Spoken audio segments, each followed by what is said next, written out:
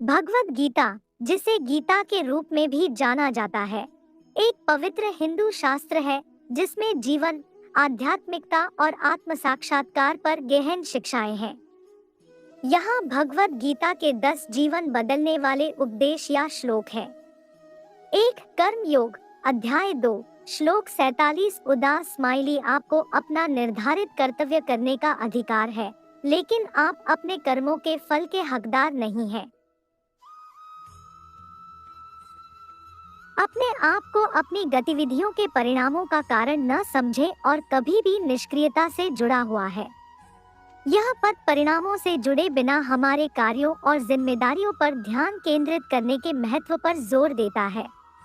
2 धर्म, अध्याय 3, श्लोक 35 उदास स्माइली। दूसरे के कर्तव्यों को पूरी तरह से करने की तुलना में अपूर्ण रूप से अपने निर्धारित कर्तव्यों को पूरा करना कहीं बेहतर है। अपने कर्तव्य को पूरा करने के क्रम में विनाश दूसरे के कर्तव्यों में शामिल होने से बेहतर है। यह पद दूसरों के कार्यों में पूर्णता की तलाश करने के बजाय जीवन में अपने कर्तव्यों और जिम्मेदारियों को पूरा करने के महत्व पर प्रकाश डालता है।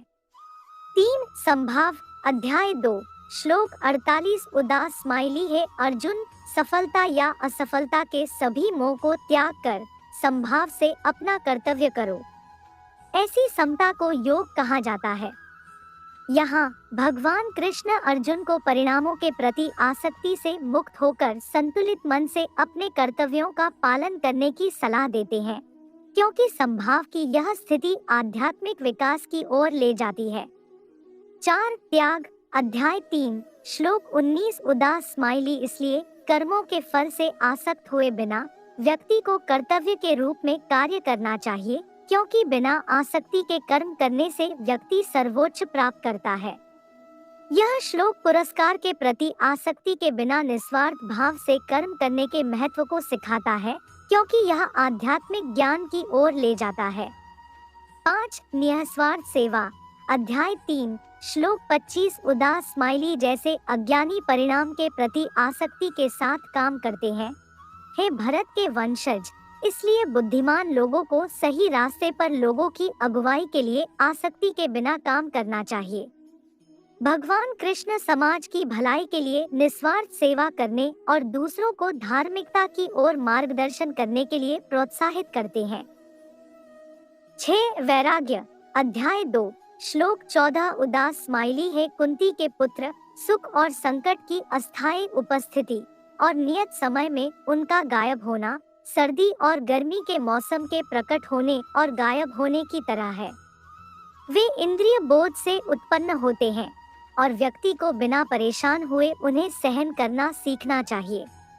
यह श्लोक हमें सुख और दुख की क्षणिक प्रकृति की याद दिलाता है और हमें आंतरिक शांति बनाए रखने के लिए वैराग्य पैदा करने की सलाह देता है।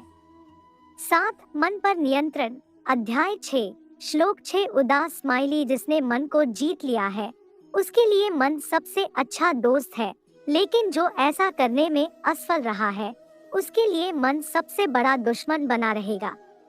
यह श्लोक आत्मानुशासन और ध्यान के माध्यम से मन को वश में करने के महत्व को रेखांकित करता है, क्योंकि एक अनियंत्रित मन दुख का कारण बन सकता है। 8 भक्ति योग, अध्याय 9, श्लोक 22 उदास स्माइली। जो लोग निरंतर समर्पित हैं और जो प्रेम के साथ भक्ति सेवा में संलग्न हैं, मैं उन्हें वह ज्ञान देता हूँ जिसके द्वारा वे मेरे पास आ सकते हैं।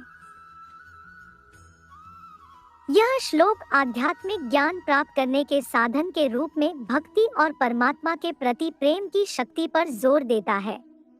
9 आत्मज्ञान, अध्याय 13, श्लोक 34 उदास स्माइली। है भरत के पुत्र, जैसे सूर्य अकेले ही इस सारे ब्रह्मांड को प्रकाशित करता है, वैसे ही जीव शरीर के भीतर एक चेतना द्वारा पूरे शरीर को प्रकाशित करता है। यह श्लोक प्रत्येक व्यक्ति के भीतर शाश्वत आत्मा या चेतना पर प्रकाश डालता है, जो भौतिक शरीर से परे सच्चे स्व का प्रतिनिधित्व करता है। 10 समर्पण, अध्याय 18, श्लोक 66 उदास स्माइली। सभी प्रकार के धर्मों का परित्याग करें और केवल मेरे प्रति समर्पण करें। मैं आपको सभी पापी प्रतिक्रियाओं से मुक्ति दिलाऊंगा।